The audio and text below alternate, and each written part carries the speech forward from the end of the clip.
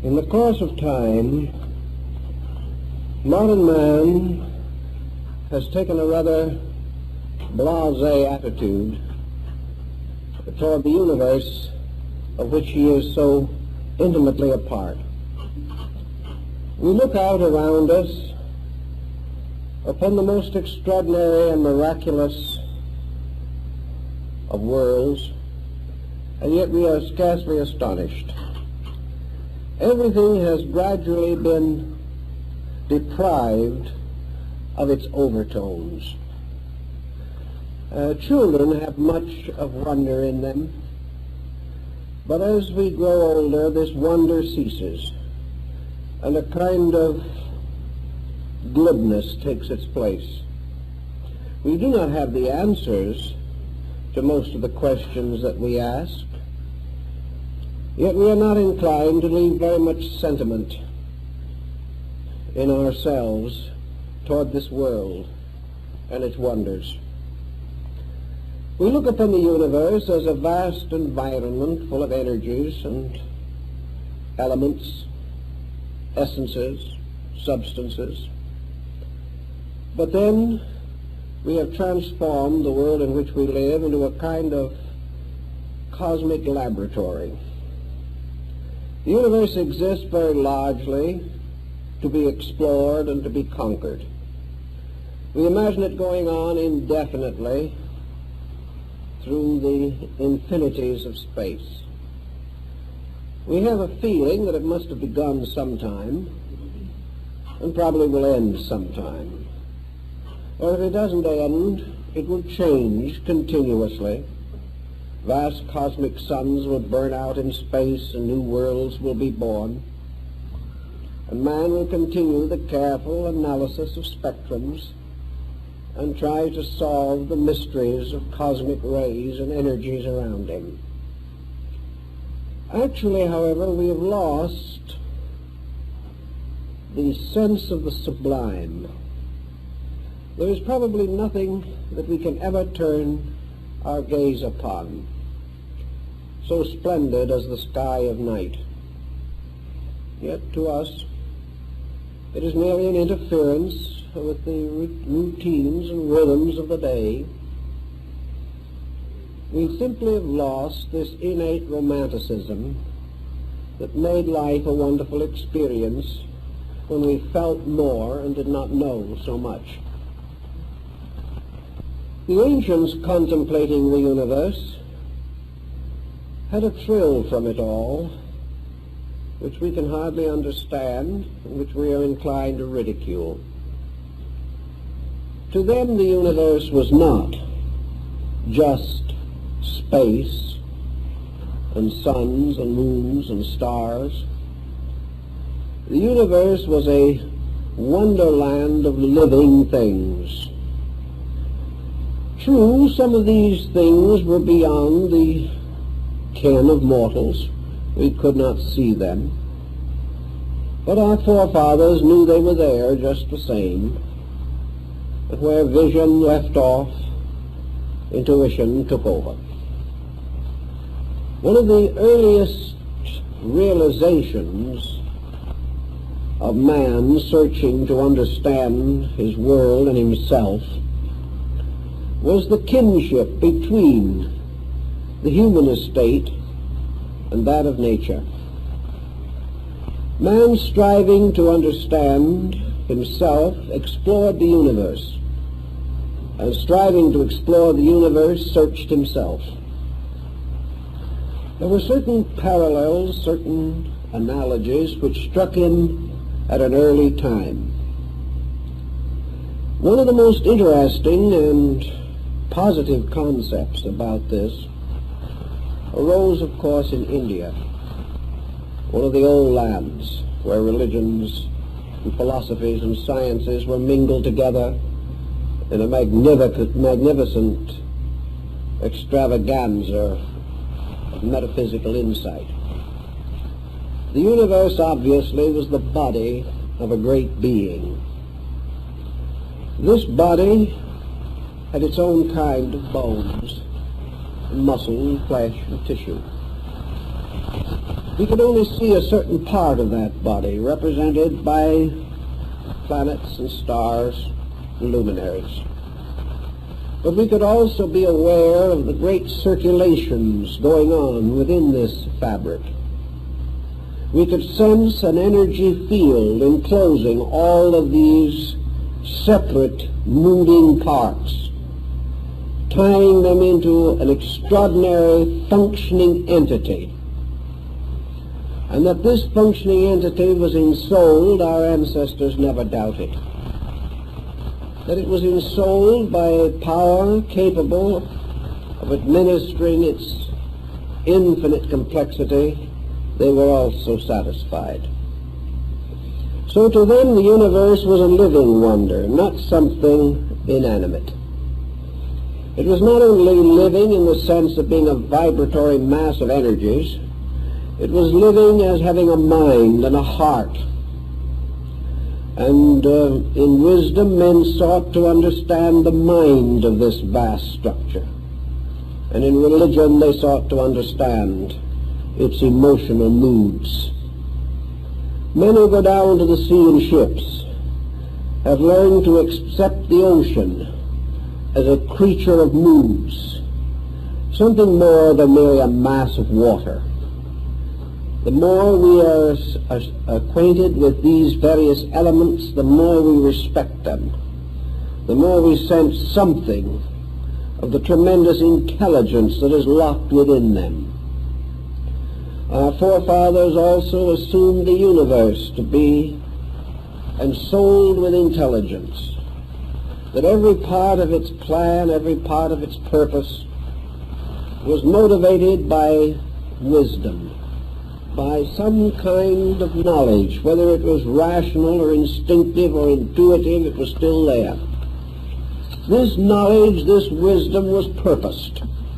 All things were moving toward a destiny, towards an end or a goal that was known to something, or perhaps would be discovered by the very process of its own evolving motion. Also our ancestors became acutely aware that nearly all physical things that we see around us, both in space and on our own planet, are actually the long shadows of laws. The universe is a vast network of regulations and rules, statutes and edicts, magnificent patterns by which all procedures are regulated. The universe is not actually a place of accidents or coincidences. It is a great, well-organized instrument, moving according to the laws of its kind, fulfilling its own purposes with an exactitude that transcends imagination. And as these laws operating throughout space cast their smaller shadows upon our own planet, we perceive that this planet also is controlled and directed by a legislative power coming from nature, coming from the heavens or from space itself. Actually, therefore, bodies are crystallizations along lines of law. The processes which are immutable create their own forms. And one of the first laws that man sensed in this magnificence was the law of continual and inevitable unfoldment. Everything is growing from some previous state to some future or subsequent state. The whole procedure is as though a vast flower was opening in space. Slowly, methodically, inevitably, this blossom spreads its petals. Everything is releasing something from within itself in the process of its own growth. Thus we see that unfoldment guards or guides the ways of things. And this unfoldment applies to suns and cosmic centers just as surely as it applies to the maturing and development of human life. Man is unfolding. Man is not standing still. He is not a complete creature. He must tomorrow be more than he is today. Even as today he is more than he was yesterday. The only reason for existence is this process of perpetual growth. And man, observing this growth in his own experience, was not forced to be too imaginative if he recognized it also in space around him.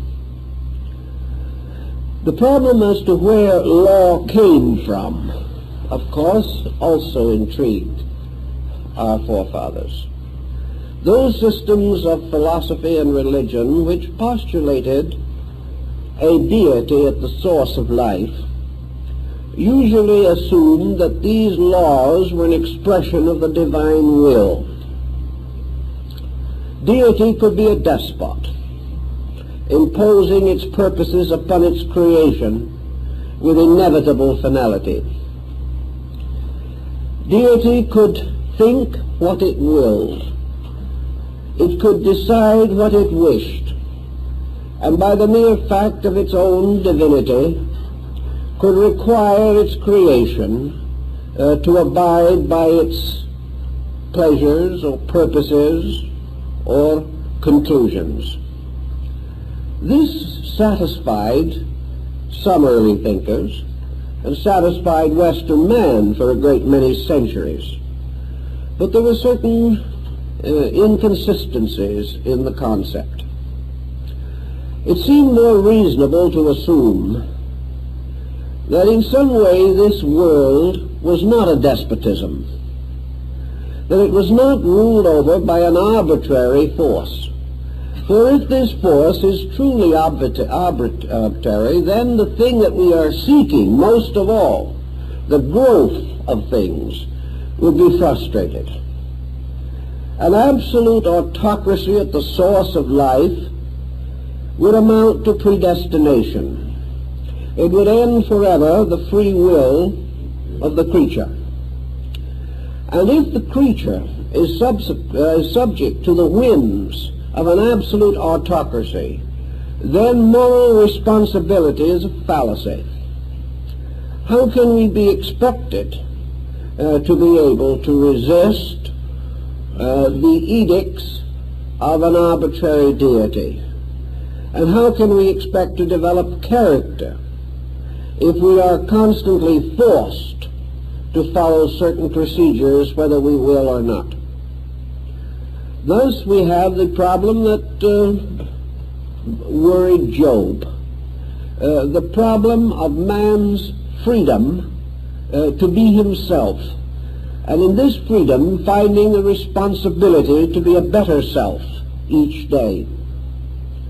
It therefore occurred to the more philosophic nations that the idea of a complete fatalism, ruled by an inevitable pattern of divine autocracy, with deity operating according to pleasure or displeasure and not according to value, that this could not be held as a basis for an integrated universe, that it is not reasonable to assume that deity could be partial to some peoples and neglectful of others, or that God could be subject to hate or whims of jealousy, or could be responsible for any type of evil, even though it were only the hardening of Pharaoh's heart.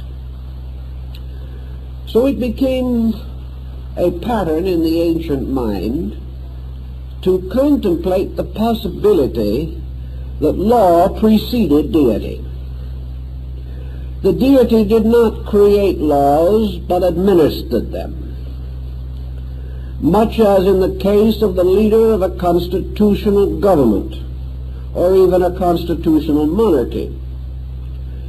Nations have their bills of rights, their Magna Carta, or whatever may be held and cherished as the statement of the rights of the people.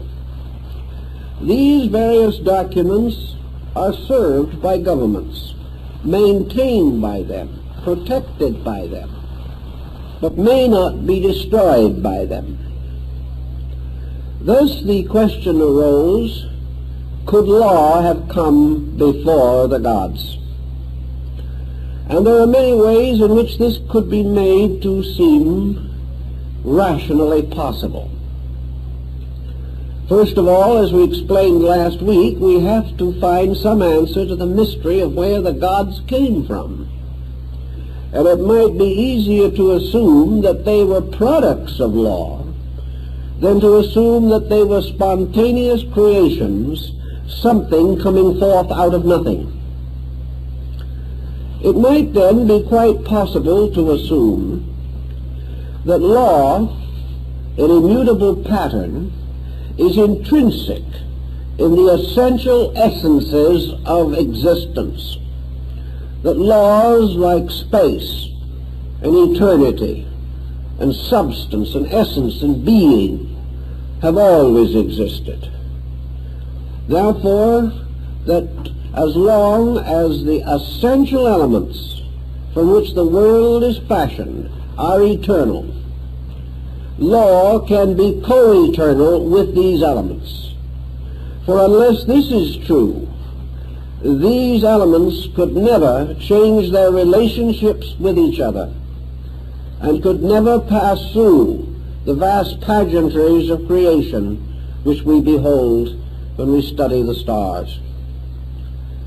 Therefore, the wise came to the conclusion that before gods and men there were laws, that these laws were the rules innate in all energies, that energies are self-governing, that all principles and patterns are self-maintaining, and that as surely as crystallization in rock or fission in cells, these take place with or without the consent of man or any arbitrary force that we know, simply because these processes are the right, natural, and inevitable procedures.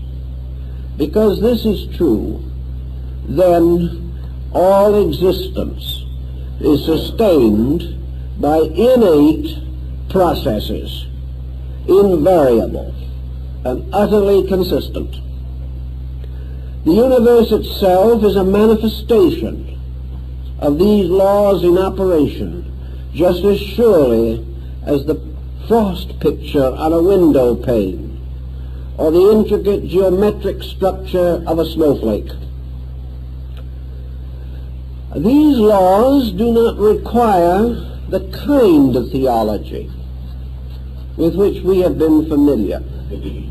It would be rather difficult for us to imagine the anthropomorphic deity of our ancestors being much concerned with frost pictures or snow crystals. This deity seemed to be mostly involved in the miseries and misfortunes of mankind, spending part of his time saving his creation and the rest of his time wishing he'd never created it. This type of thing was not likely to advance the universal procedure.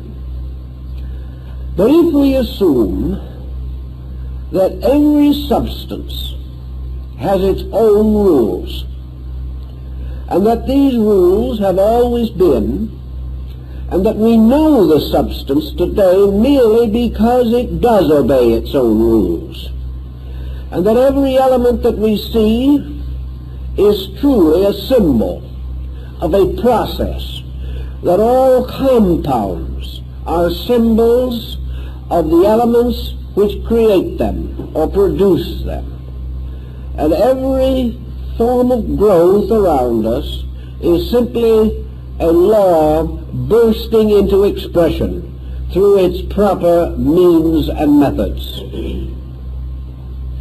It is because of such lawfulness that man himself has been able to compile a kind of index of natural laws. The wise from the beginning have been discovering laws, but they do not seem to realize that all of these laws are but evidences of something else. The magnificent archetypal totality which can only be attained by all of these laws in operation, and must from the beginning express through the perfection of its laws, whether its expressions are visible to us or not. If space is actually a vast area of lawful energies, then of course it follows that man's adjustment to space results from the gradual insight which he gains as to the operations of these laws. The alchemists of the Middle Ages pointed out that the Holy Scriptures were books which described lawful processes, and that nature itself was also an unfolding scripture in which all of the great edicts of the infinite were set forth in living characters. This attitude distinguished most ancient areas of thought.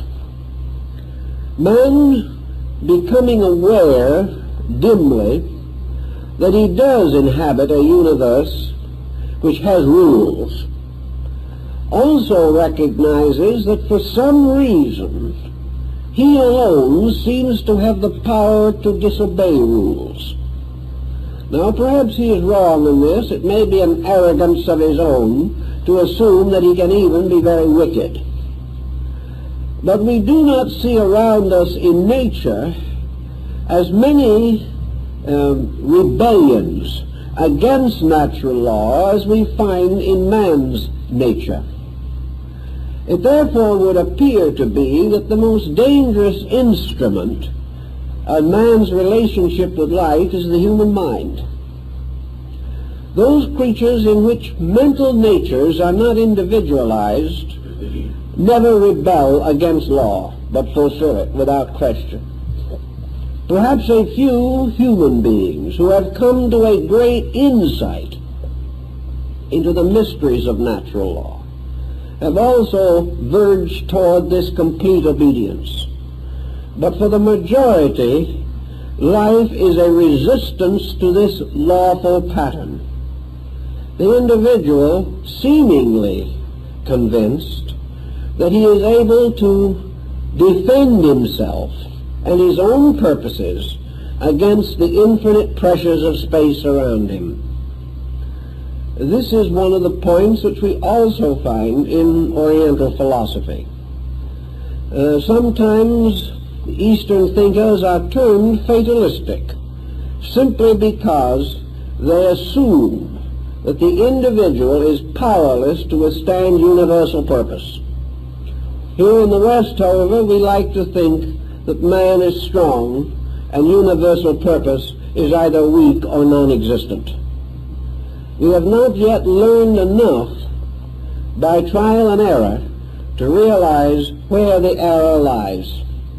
We still assume that we have merely made some kind of a technical mistake which can be corrected in the next experiment. We are still attempting to exploit laws, to go against them, or to prove that we are superior to them, and therefore potential masters of space. Universal laws have many levels of manifestation, and we can find some examples of these levels or parallels to them in the study of the spectrum. Here we observe that one light, broken up prismatically, provides us with a complete spectrum of colors. Yet all these colors are invisibly held within the white light. And if all colors are imposed upon each other, we can also achieve what we call the no-color black. The problem that confronts many persons is to understand, if we can, how universal law breaks up into various parallel processes, each relating to a certain kind of life or manifestation. We do know, however, that as light is broken up to become colors, so the universal law pattern is broken into a mass of different parallel processes. We find law applicable to harmony and sound, to light and color. We find it in the octaves of chemicals. We find it also in the various technical arts and sciences which we are developing today. We find laws in language, in art and painting, in perspective, and in the various dimensions of dynamic proportion. We see laws in the canons of architecture, and we observe that if we break these laws, the resulting structure is not satisfactory. If we break the rules governing the processes of nature, these processes simply fail to fulfill themselves, or may turn upon us and endanger the individual who abuses them. If we build a house in defiance of architecture, it may fall and bury us in its rubble. Thus, everywhere, man experiences the need to discover the rules. There are laws governing even the simple trades of the carpenter and the stonemason. There are laws governing the professions, the methods of legislation and jurisprudence. Everywhere, experience has taught us that we have to set up rules. In old times, one of the first great codes that was given to man, the Code of Hammurabi, was said to have been revealed to the king by the deity Nebo, or Merodach. The likeness of the god was represented in the inscriptions at the beginning of the code. And in this code, Hammurabi sets forth his intuitive insight into the natural processes of human relationships. Actually, the laws of Hammurabi are still astonishingly just and extremely practical, although we have left them far behind in the complications of jurisprudence. But everywhere we have to find laws. And as we examine for them and catch up to them, or perceive them at least dimly in the abstract patterns of things, we have a new initiation into the universal plan. We become more aware that by using law constructively, all is possible. That the moment we use a law constructively or give it a lawful application that has not previously been generally known, we are actually contributing to the manifestation and evolution of that law process. The more laws we discover and obey, the more discoveries that we make through the cooperation with just laws, the more rapidly the whole universe unfolds its purpose. Thus man becomes truly a kind of priest in the temple of universal law. He serves the great statutes and edicts of his faith, and in doing so also advances all lawful works in nature. These lawful works are brought out of darkness, out of caves, as Bacon said, and given their proper opportunity to be known in the light, and by being known in the light to be applied to the needs of living things. In space, Many laws certainly exist, but again we are inclined to regard them all merely as we regard the light of the spectrum, as simply scientific facts. Certainly, life energies have to be present, but these life energies are simply force, or magnetism, or electricity, or atomic energy. We think of all these types of terms very glibly. We do not give them any clear moral value. The Egyptians and the Greeks and the Chinese, however, when they began to contemplate laws, they assumed that just as surely as a law by its own procedure established right and wrong, that somewhere in the pattern of things, this rightness and this wrongness must be regarded as moral equations. The simplest morality of the problem is that when you break the law either does not operate at all or it fights back at you. Thus, to do evil is to do contrary to the proper motion of the lawful purposes of things.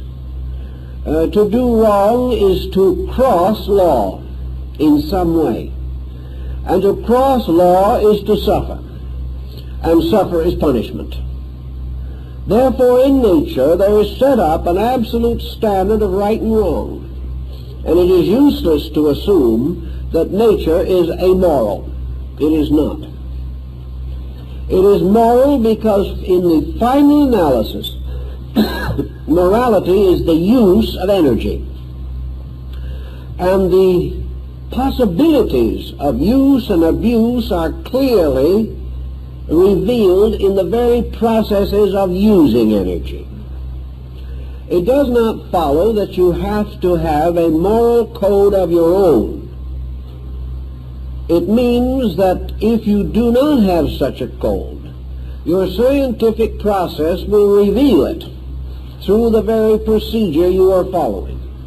And if for some reason you refuse to accept the moral implication of the experiment you are making, you will have an explosion in the laboratory, or something will go wrong, has it in your own security or the success of the experiment. So that there is this good-bad factor. Good in this case being the advancement or cooperation of law. Bad being the failure of this advancement and the conflict with law. Now, evidence is always present that in the conflict with law, man is conflicting with something so far beyond his understanding that he can never actually win. He can never change law, but law can always change him.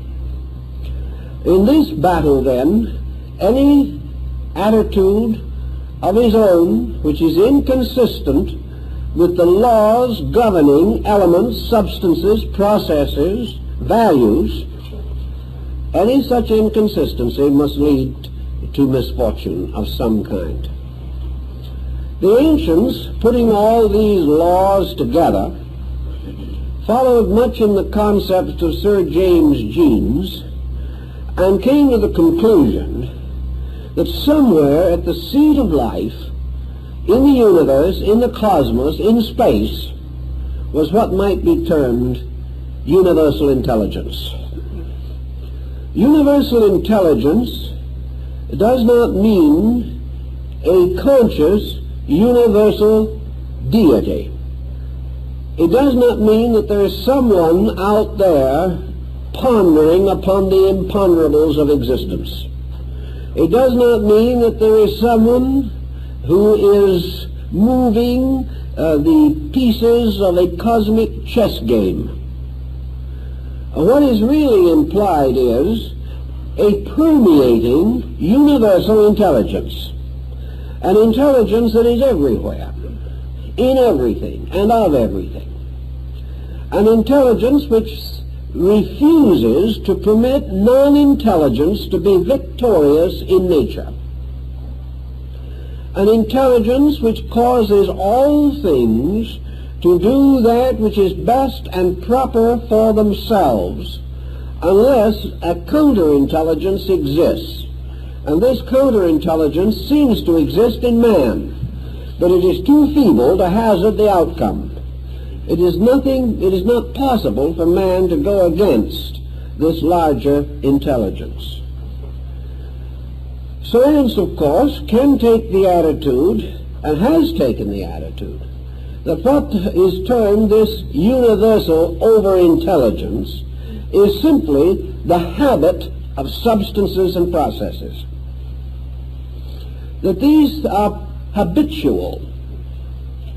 Yet if we study the word habitual carefully enough, we will realize that habits, like every other substance in nature, are not self-creating. A habit, in order to exist, has to be cultivated in some way. A creature or a being has to do a certain thing a number of times repetitively before the habitual process sets in. Therefore, while it may appear at this time that laws are habits of space, we cannot assume necessarily from this that the habits themselves do not arise in some form of an intellectual or intelligible process.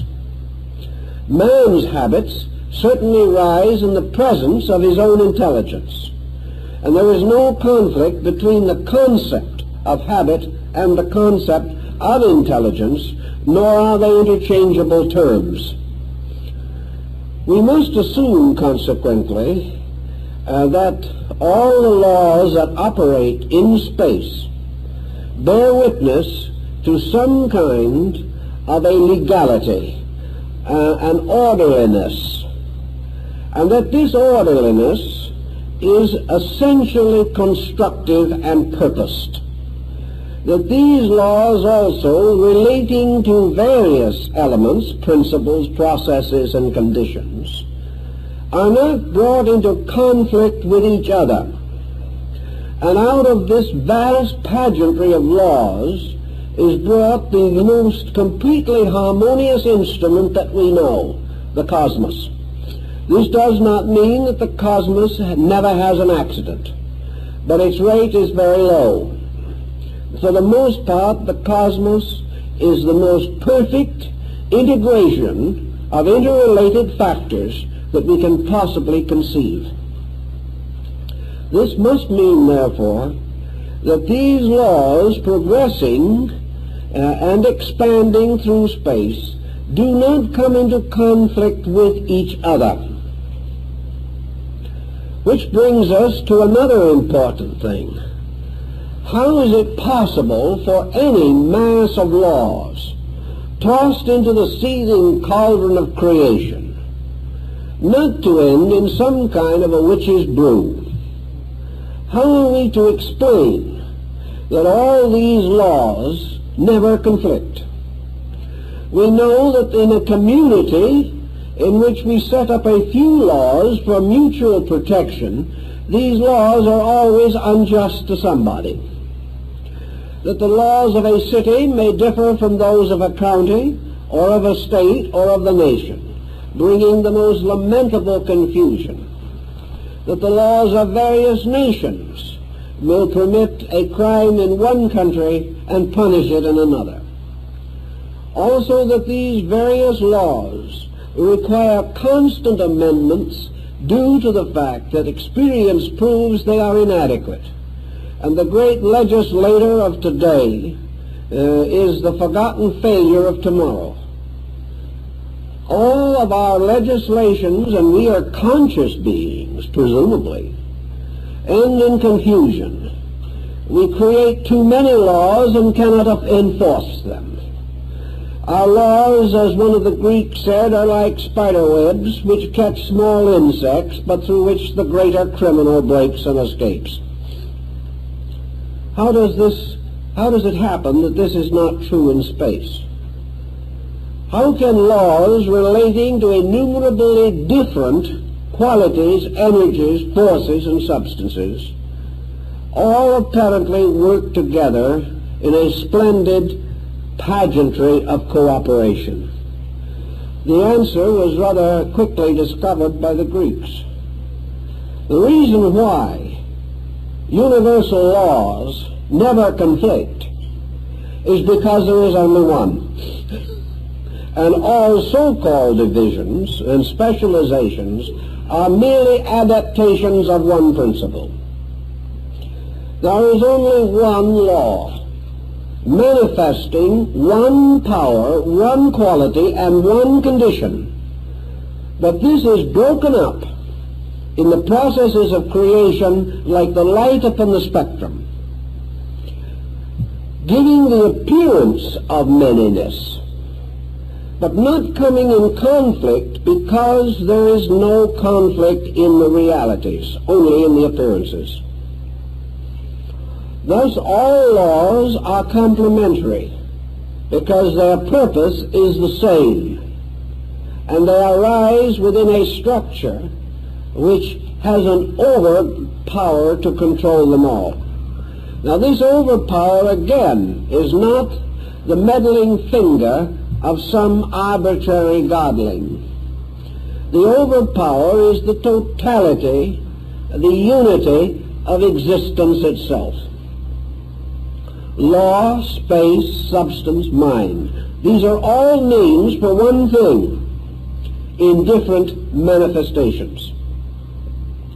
The differences lie not in these things themselves ultimately, but in the differentiating power of the mind trying to study them. The differences lie in us, in other words, not in the objects of our attention. Our own interpretations, our own emphases, cause us, like musicians playing upon a magnificent instrument, to produce from this instrument only the melodies that we intend, even though it may be capable of performing in all melodies and all harmonies. But we do realize that the reason why the universe does not collide with itself and perish in space is simply because the laws that govern it are in no conflict with each other, and that conflict arises from a sense of separateness or a power of division at the root of things. And in nature, this division does not actually exist. What we call division is merely specialization within unity. This is one of the principles expounded in Pythagorean arithmetic.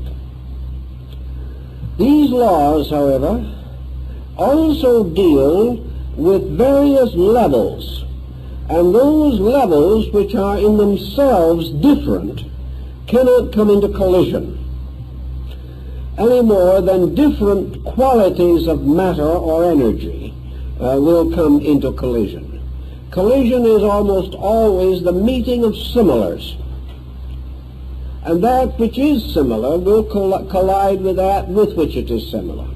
But the Greeks pointed out that if you fill a basin with rock, small pebbles, until it will hold no more, you can still pour into this basin a great deal of sand, because the sand, going into the spaces between the stones, because it is of different size units, does not come into any conflict with the stone.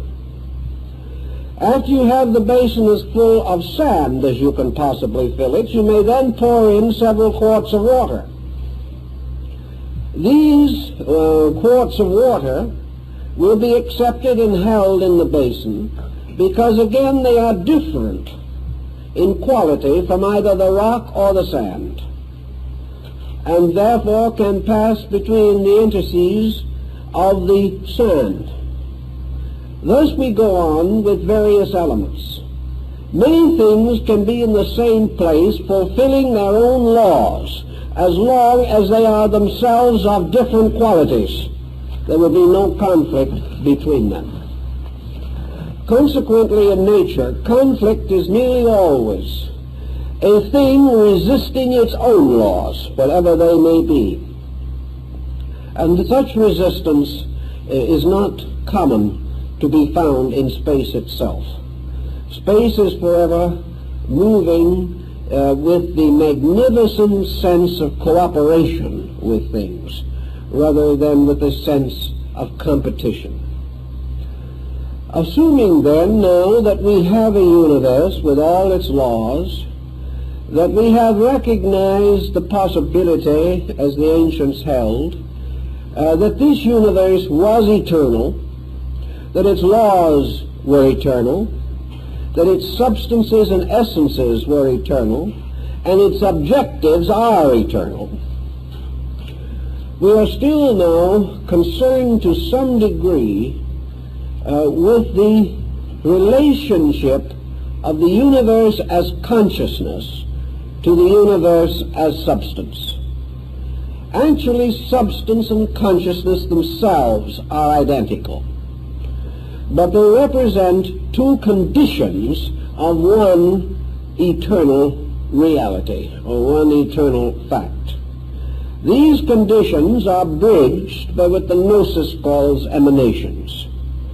The conditions of consciousness become more and more restricted, resulting in a descent of value. The elements of substance become more and more refined or attenuated or sublimated, causing an ascent of substance. And where consciousness descending and matter ascending finally meet, we have the point of junction, or the point of control, wherein consciousness regains its positive relationship to matter or substance. Let's try to understand a little more on this particular theme. Consciousness, as we use the term today, must exist in space, or man could not be a conscious creature. The thought processes that we use must also exist, potentially at least, in every atom of space, or man could not have them. Thus we are dealing with a universe potentially conscious, potentially intelligent, and potentially endowed with all feelings, emotions, and sensory perceptions. These must be in the seed of things, even if they have not grown. Man is by no means the only product of space, nor is he the noblest. Therefore, there is every reason to assume that long before his advent, other forms of life had achieved consciousness, had achieved intelligence, and had released emotional and psychic content. This would mean, then, that there have to be powers superior to man, possessing intelligence. What are these powers? Some of the scriptural writers, particularly St. Paul, refers to the hierarchs, the angels, archangels, thrones, dominions, principalities, and powers. These were regarded as great waves of superior life that had passed beyond our consciousness, but which belong to the same vast unfoldment of which we are a part. Science would not have had much luck trying to identify the archangelic hosts, but science is confronted with organisms or structures superior to man, which it has not been willing as yet to give much attention to in terms of consciousness. The most normal and immediate of these structures is a planet. Is a planet to be regarded as the production of an evolutionary process? We have our physical, astronomical interpretation of how planets come into being. But we are no more talking about planets in this respect than we are talking about men when we discuss the various developments of the fetus and the embryo. We are talking only about bodies. Science can explain bodies, but science is still having a very bad time trying to explain man as something separate from or superior to body. And many scientists have not yet made up their minds that man is separable from body. But science will admit that when the proper kind of a body is generated, something that passes for intelligence in humanity is also revealed or released. Perhaps we are a little optimistic as to the measure of this intelligence, but something capable of learning to read and write is produced, even though it may never be taught to read and write. That's another problem. Science, assuming, therefore, that a fortunate combination of processes produces a human body in which intelligence can develop, is in the presence of other fortunate combinations of elements from which planets have been produced. Now, planets cannot hardly be regarded merely as persons in the term that we use. But we have no reason or right to assume that intelligence depends utterly upon a peculiar type of structure which we denominate the genus Homo sapiens. There could be other kinds of creatures which could have intelligence as great as our own or even greater. If the intelligence of these other creatures was identical with our own, we would be able to interpret it. We would recognize it. And seeing something that thought the same way we did, we would say, here is another magnificent example of erudition. But if this other creature had a mentation process too low for us to estimate, we could not know it. Or if it was too high and went beyond the trivia with which we make up our intellectual lives, we would have also no way of recognizing it. If planets have intelligence, it is obvious their intelligence is not the same as that of man. Also, it is quite possible that many other creatures have intelligence. And the fact that these creatures are not favorably regarded by man as being subject to intellectual advancement does not change the possibility. For mentality can exist on different levels and planes. And an intelligence, for example, that is completely introverted, turned entirely within, might become a very great and luminous being. But man would have no way of estimating this unless the intelligence was released or reflected in common action which man understands. That is why Burbank was of the opinion that we underestimated plants, inasmuch as many of them have more sensory perceptions than man has. But their area of mentation is different. And that to us, which is different, is usually non-existent. Let us assume then that the intelligence of a planet is not the same as ours. That being a much vaster and more ancient organism and far more complex in its structure, we might assume that the planet was more highly evolved than an individual, and that therefore it might properly be appointed as the throne of a deity, as it was in Greece and Egypt, and even the star angels of the ancient Jews. If we want to say that a planet is more highly evolved, then all we are actually requiring to demonstrate this is a proof that the planet possesses superior intelligence. This proof is more or less forthcoming at any time we look for it. Actually, each planet has sustained its own evolutionary procedures. On each planet, forms of life develop. The lives of these developing species may extend into countless ages. Most recent investigation indicates that man has been here as a recognized species for at least 15 million years. Therefore, the earth produces from itself. Not only does it produce forms of life from itself, but it also radiates from its own nature electrical and magnetic fields, which can likewise be estimated. And certain phases of electrical and magnetic activity can be determined or noted through the aurora borealis and the aurora australatus. These energy fields of the planet can only exist if the planet is alive.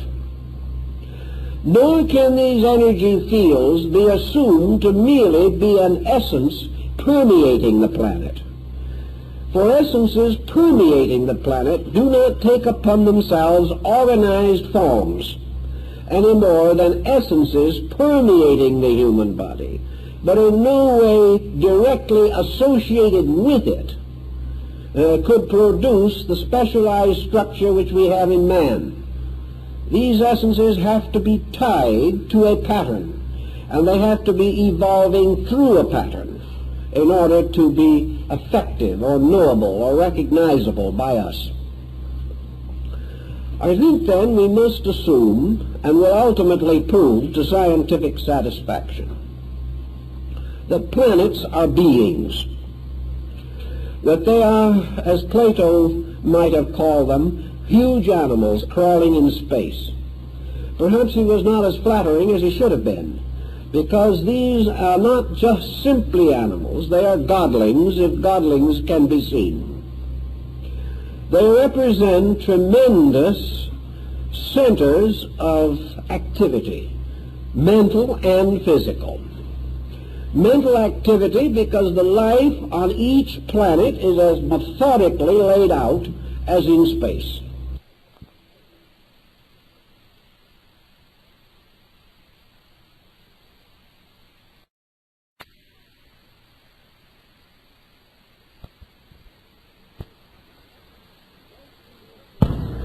Thus we must assume that a planet is a consciously obeying organism, that it is fulfilling law, that law is being released through it.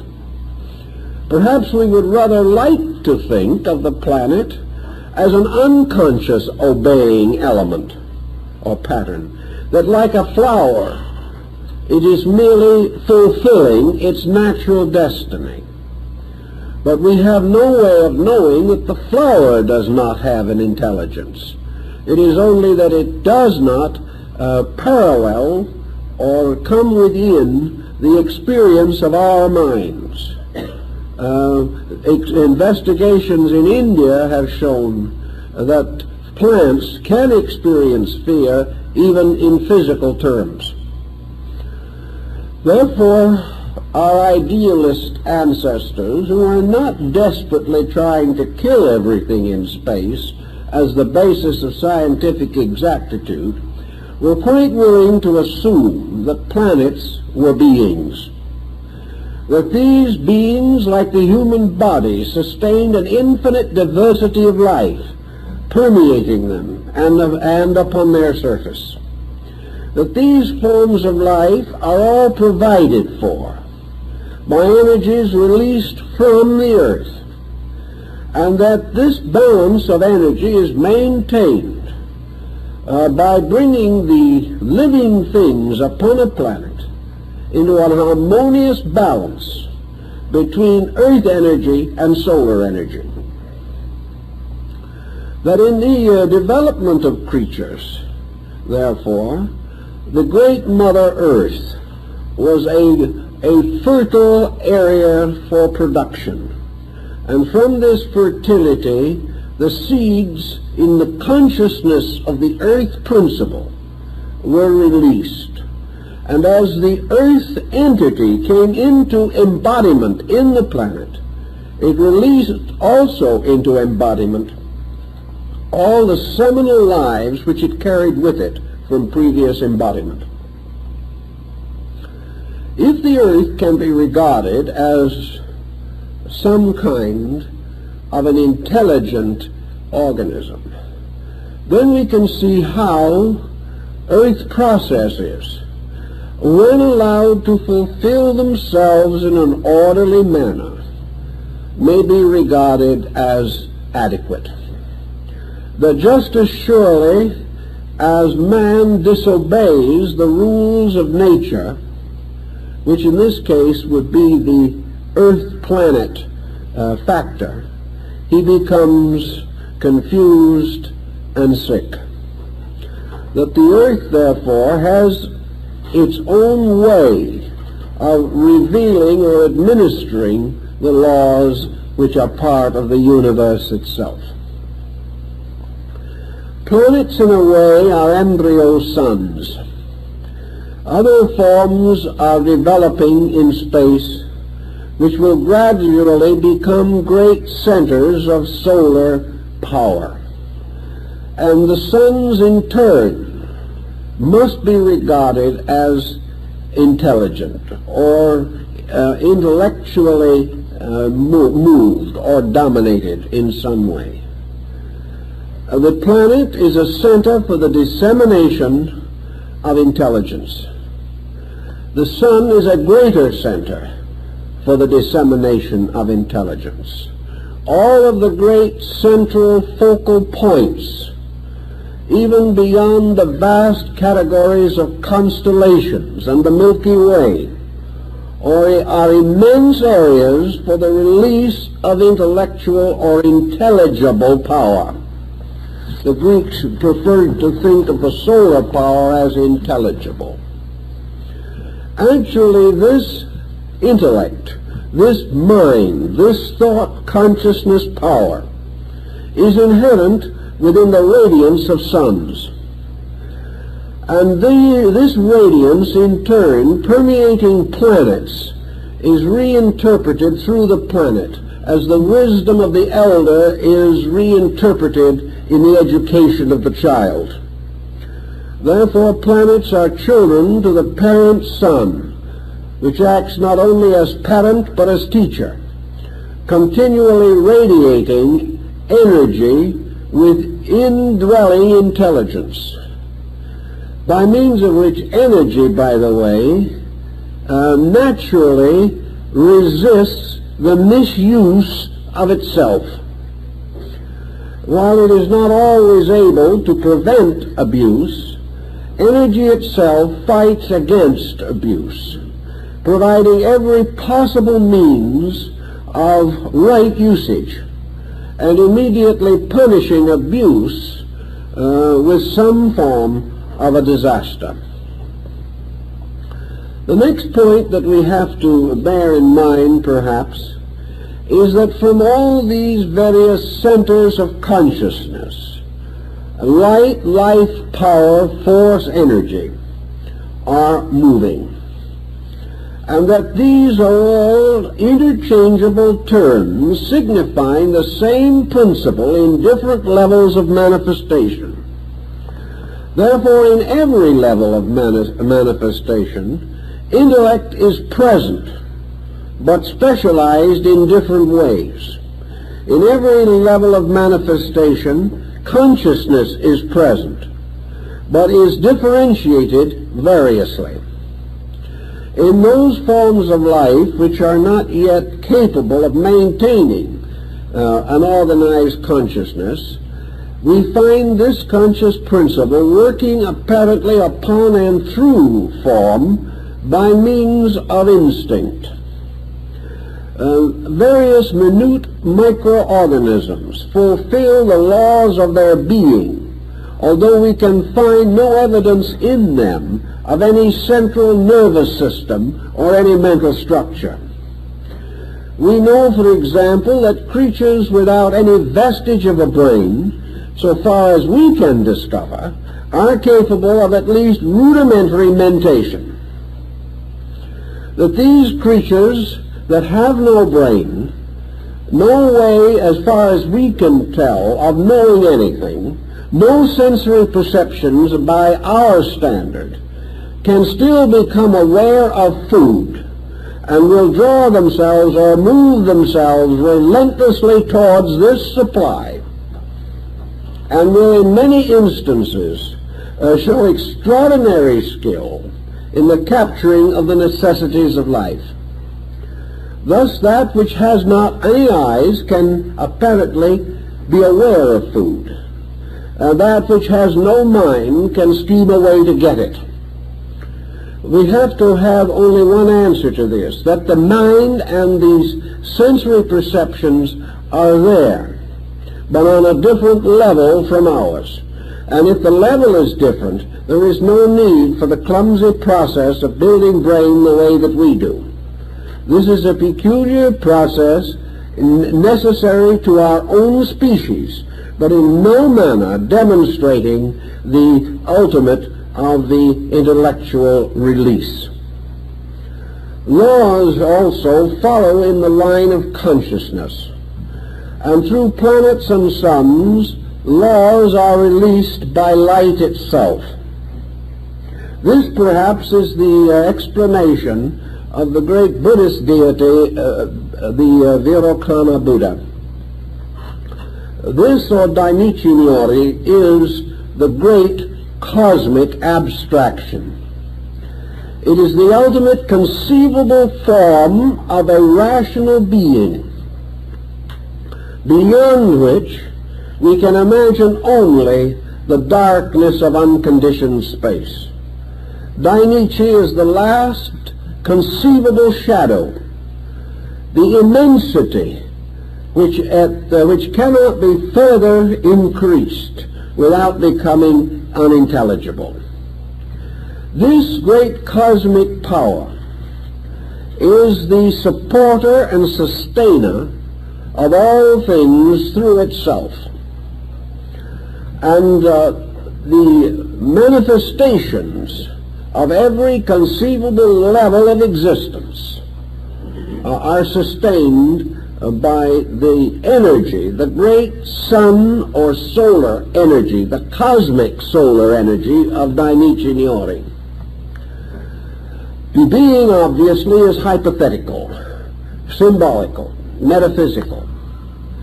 But the principle for which it stands has strong scientific possibilities.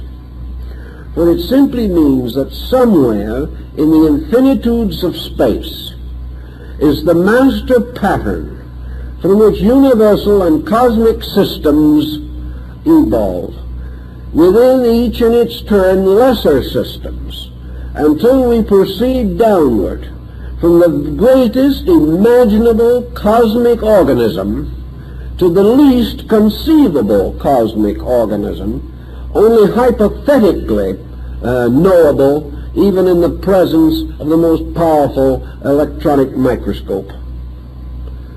We have then the infinitely great and the infinitely small bound together, all being expression of one process.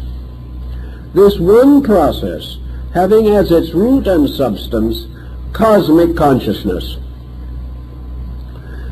Just how we shall define this cosmic consciousness is also a little troublesome. A number of years ago, we had quite an epidemic of it among metaphysicians. Nearly anyone could have cosmic consciousness in 3 easy lessons. There seems to have been a little shortage of the complete result, but everyone was hopeful. Actually, cosmic consciousness is something that we cannot rationally conceive. If we can to achieve to it at all, it can only be by a direct experience of consciousness, which might be termed a mystical experience. But this mystical experience available to man could only be one of the lesser reflections of the great pattern itself. Cosmic consciousness cannot be directly experienced. It can only be symbolically experienced through the contemplation of the cosmos. In other words, if there is anywhere a form capable of bringing the cosmic consciousness within the conception of man, that form is the cosmos. This is the great mandala. This is the universal symbol by which man may sense but not understand the measure of the universal consciousness itself. Man may recognize aspects of it, but he cannot possibly experience the totality of that experience which projects worlds into existence. Science is divided, philosophy has been divided at times, as to the nature of this consciousness. Some skeptics have said, are we simply fooling ourselves?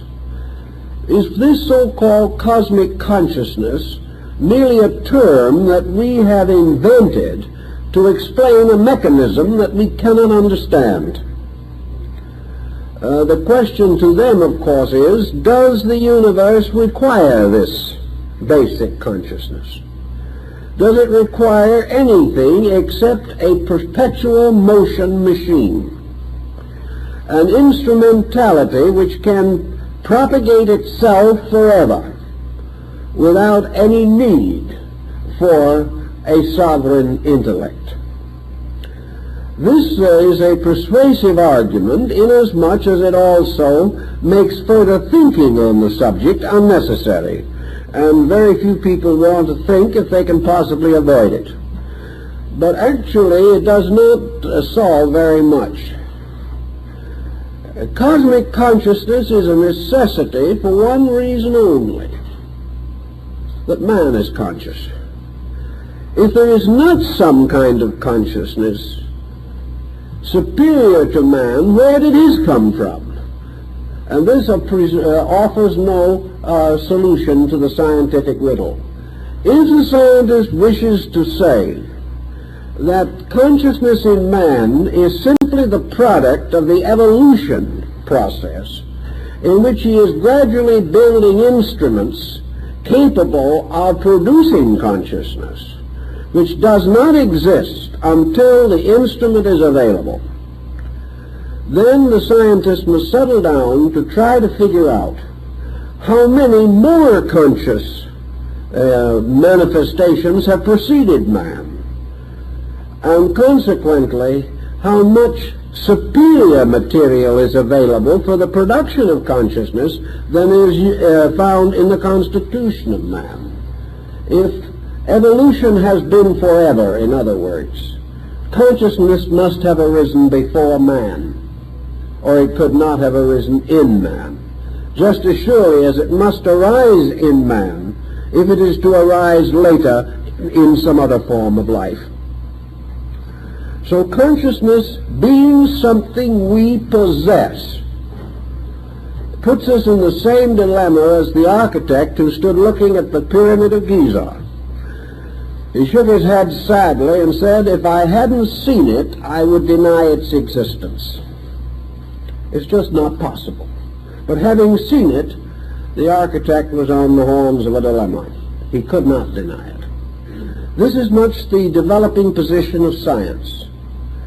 It is no longer possible to categorically deny consciousness unless we wish to affirm that we have a consciousness ourselves capable of denying it in something else, and to assume that we are the only creature in the infinitudes of time which have produced the endless pageantry of the cosmos, that man and man alone has reached the degree by which he can be aware of his own existence.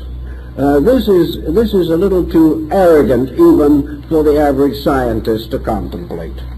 He is forced to reorganize his thinking. But if we will assume for a moment that this consciousness in things arises from a consciousness in all things, then we can also realize that from this consciousness arose what Pythagoras called the law of mathematical sequences. In other words, consciousness is necessary to produce patterns which can only be evaluated in terms of consciousness.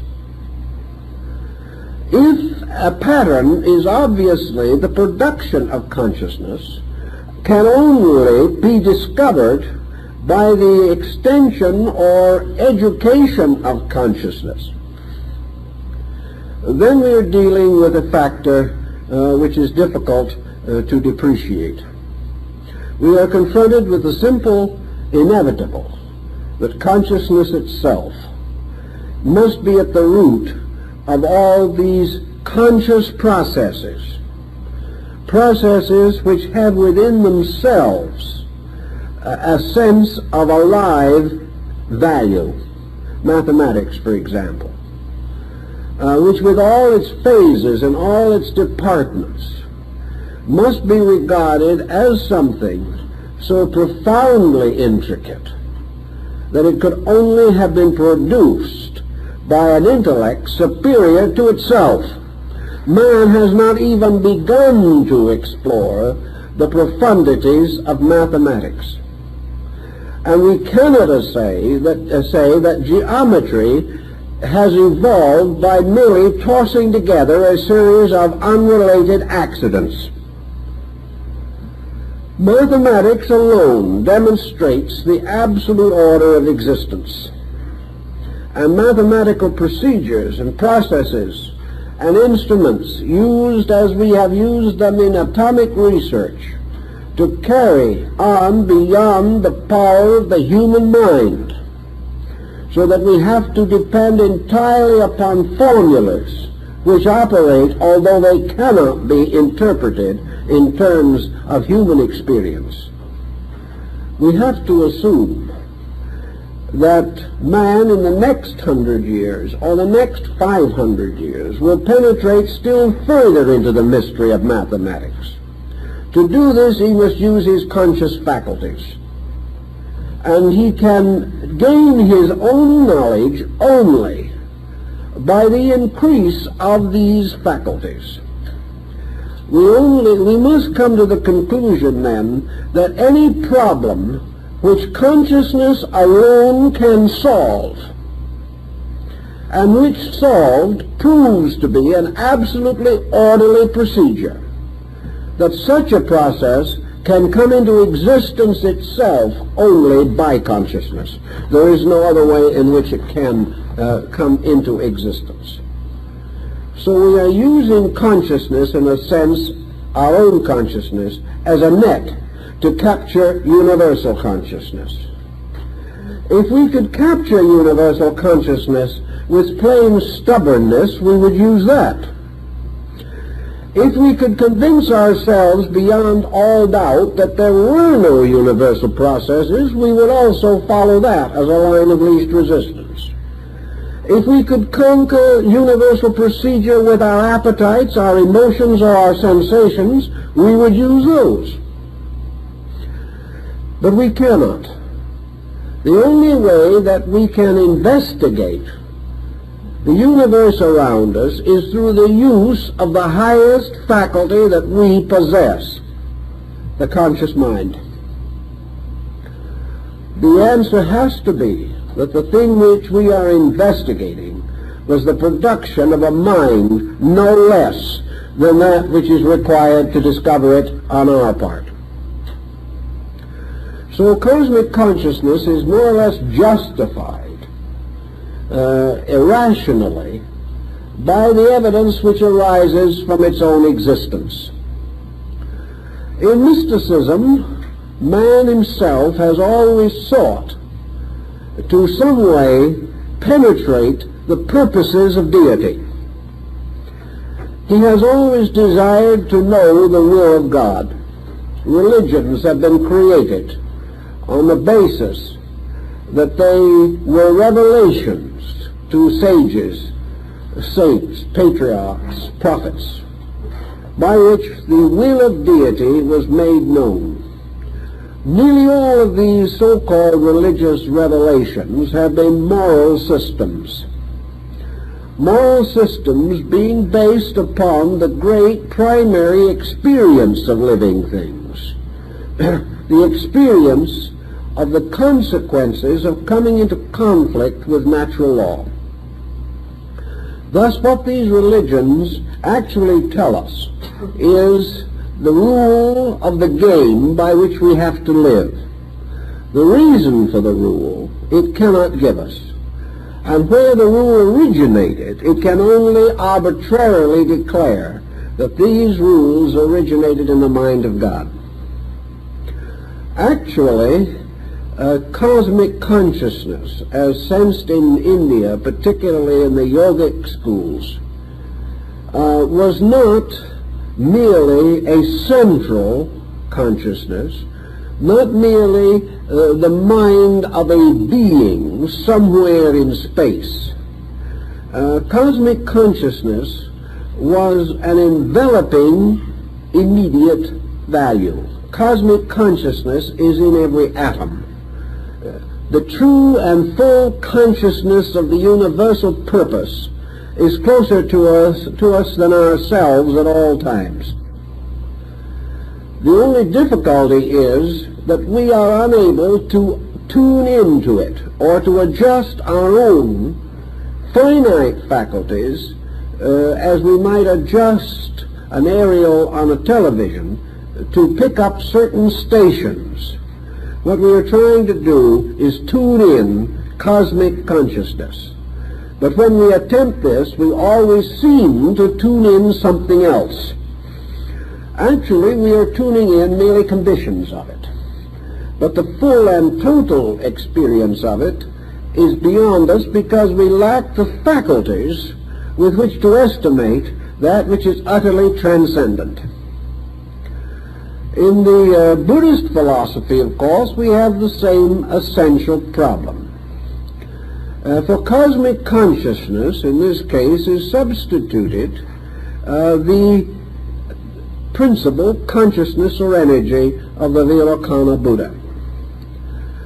All things live by virtue of this cosmic power in perpetual meditation.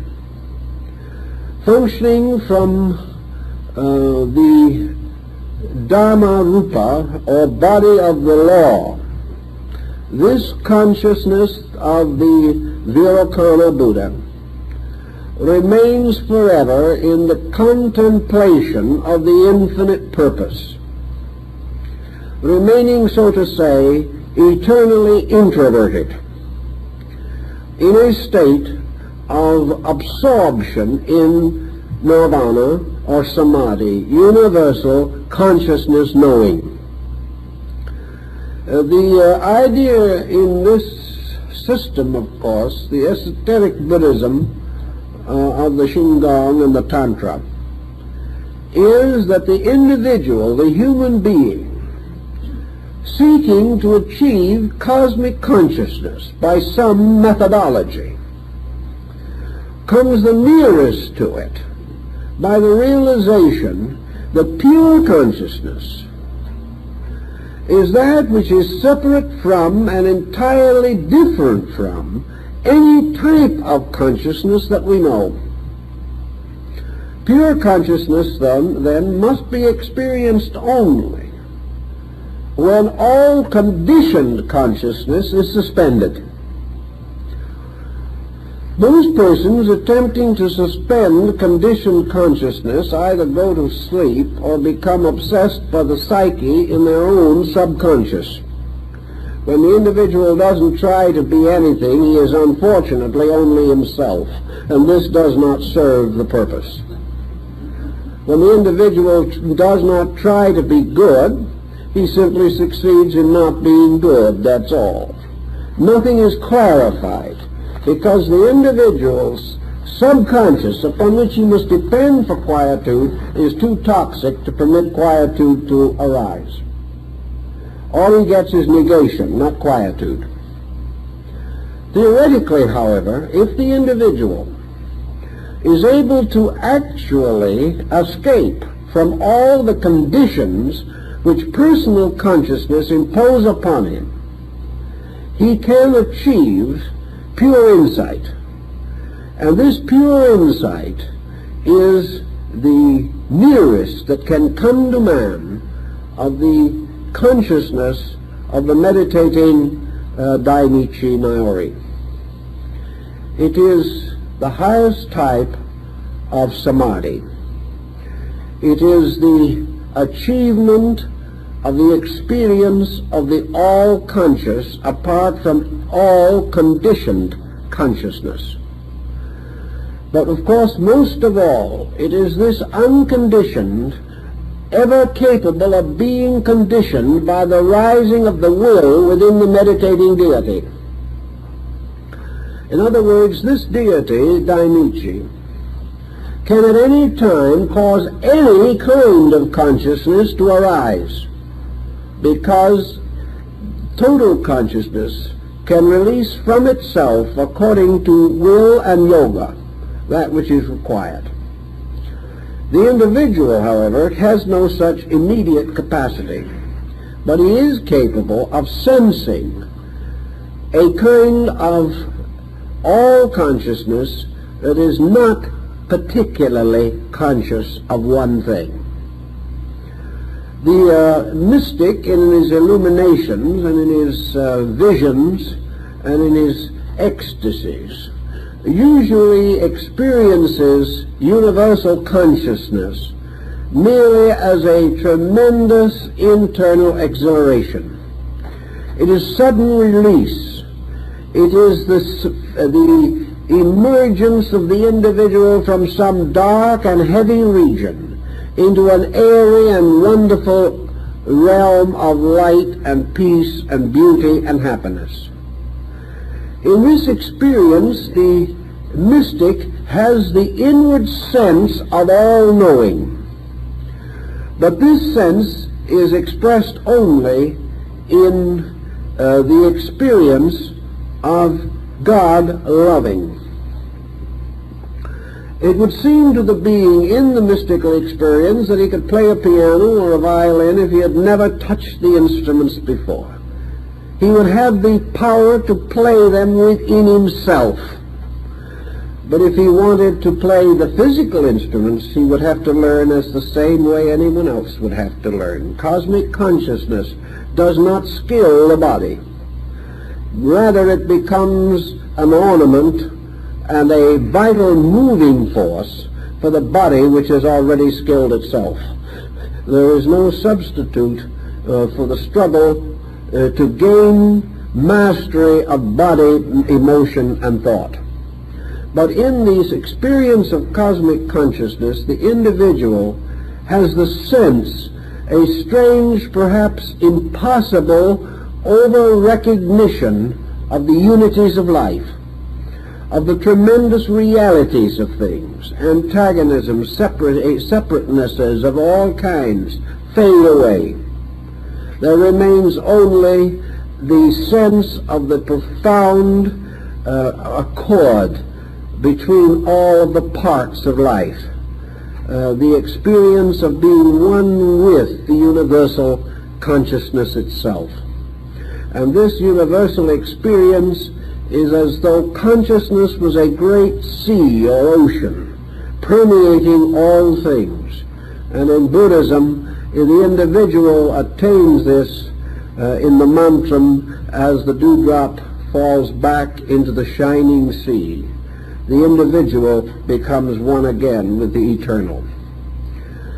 This type of consciousness, if man can even sense it, suddenly unfolds for him the entire pattern of the universe. He realizes that the essential universe is consciousness, that all of the appearances and forms that we see are merely, as Plotinus calls them, the effulgent blossoms suspended from the divine nature. That everything actually is a mystery in consciousness, forever moving towards the destinies which lie hidden within its own depths. Man, sensing something of this, then is able to understand, at least in a measure, how all laws, all principles, all processes can be within consciousness. That just as surely as every physical substance necessary for the creation of worlds must be in what we are likely to call empty space, so every spiritual need must be met and sustained and supported from the more abstract spiritual kind of vacuum which materialists assume to be all that extends beyond matter. We have to assume, therefore, that this invisible, intangible thing, which we call spirit or consciousness, is absolutely the source of all tangible, manifested existences. That in it is not only consciousness, but the root of all substances. That just as surely as this vast sea of consciousness extends invisibly, within the bottom somewhere hidden in this sea are rocks and mountains and stones. Everything that exists has to come into manifestation from this thing which seems to be empty. Also, from this same process must flow out all of the laws which are like the currents of an ocean.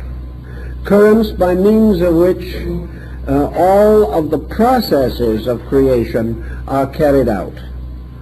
The wise men follow the currents and are carried by these currents in their little ships to safe harbors. Those who try too hard to steer themselves in unknown seas often end on the rocks. But whatever be the procedure or analogy we wish to use, we have to sense that all the laws likewise emerge from these basic processes. Now, one more law that we can perhaps give a thought to at this time is the great law of evolutionary process.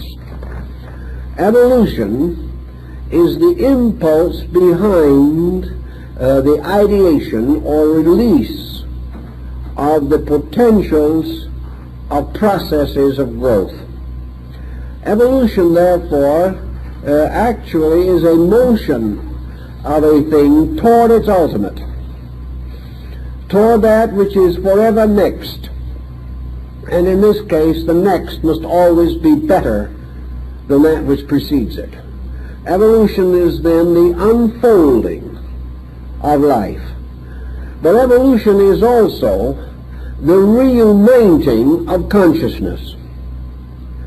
Just as surely as growth seems to unfold the beauty of the individual part as several flowers magnificently evolving their blossoms, so growth likewise is the process of bringing the consciousness of these forms back into a state of unity.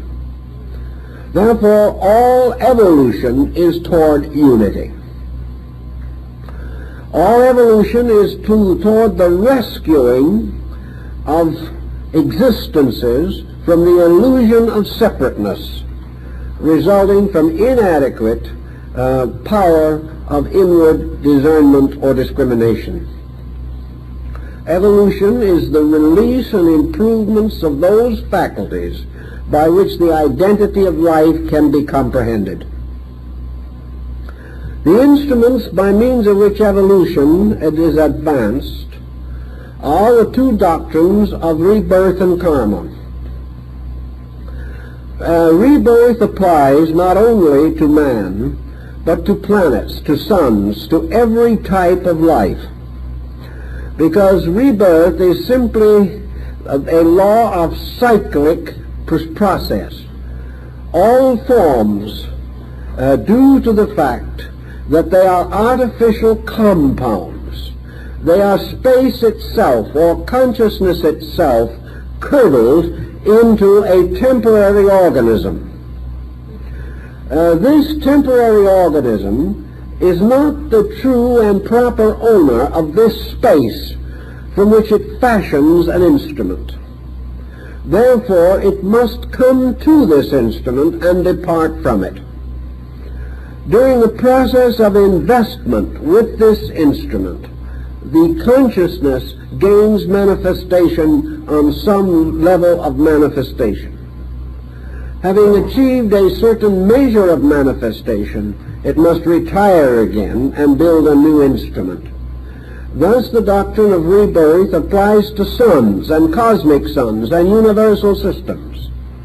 For all of these have to ultimately be dissolved and then reintegrated on a higher level.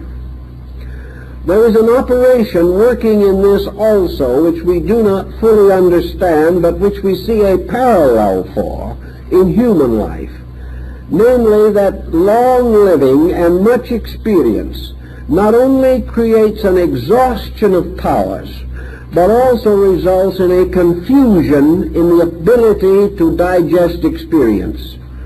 Consequently, a period of mental or emotional rest must also be set up. Otherwise, the person is unable to escape from the crystallization of his own faculties. And in some way, the crystallizations in space produce also this degree in which they imprison or frustrate life. Therefore, the forms must be dissolved and rebuilt. Karma applies likewise to all creatures possessing initiative. Karma is still the guardian and leader of every power or condition which decides or arrives at any conclusion about anything.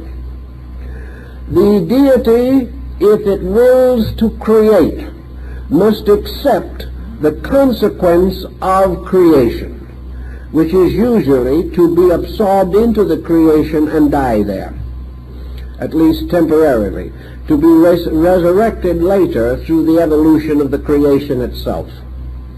But wherever there is action arising from determination or from consciousness, there has to be attendant reaction. This is why in the Buddhist philosophy, nirvana is actually the suspension of the impulse of action. So the nirvana is the continuing of a causeless state, which cannot therefore produce any consequence. In this way, there is a complete suspension of the processes which either build up or tear down by cosmic procedure. Karma is both good and adverse. The greater the degree of consciousness, the greater the virtue of karma. Therefore, the concept of heaven, which is actually the karmic consciousness of a deity which cannot create evil. This is the old philosophical clue. Whereas hell in philosophy is always the creation of a consciousness capable of evil. And consequently, the infinite creates the heavens, and men create their own hells. In karma, this procedure, therefore, follows along and sustains the procedures of existence. All of these move about the principle of equilibrium, which is also established as a pattern in space. For equilibrium is the condition of the pure principle of space itself, within which polarization arises, but the space itself is never unbalanced. Equilibrium, therefore, is the symbol, actually, of eternity. It is the symbol of that which unborn cannot die, unfashioned cannot be destroyed, having no beginning can have no end, and having achieved complete equilibrium within consciousness can never again be embodied in an unbalanced organism. These processes all exist, and these principles all reside in space, together with many more of which we are now unaware. And it would seem that sometime along the way of life, great thinkers and great leaders of knowledge should be exploring the mysteries of the cosmos for the discovery of these great values, these great principles, so that someday we can build upon them a science of human regeneration based upon man's restoring his true insight into his own relationships with the cosmos. If this can be attained, man attains the greatest degree of security that it is possible for him to know. Well, I guess our time is up for this evening, folks, so we hope to see you next week.